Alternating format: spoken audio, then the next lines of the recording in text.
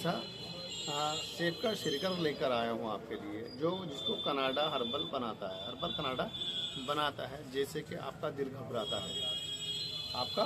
घबराता है, जरा सी कोई भी बात हो जाती है, आपका दिल घबराने लगता है, या आपके दो मुँह बाल हो गए हैं, बाल सफ़ेद होने लगे हैं, बाल टूटते हैं, और आपको इम्यूनिटी कमज़ोर है, आप शरीर का थका थका रहता है, कमज़ोरी महसूस करते हैं, या आपकी इम्यूनिटी बहुत ही कमज़ोर है, जैसे कि आप आपको खारिश हो रही है, खारिश में भी बहुत अच्छा काम करता है।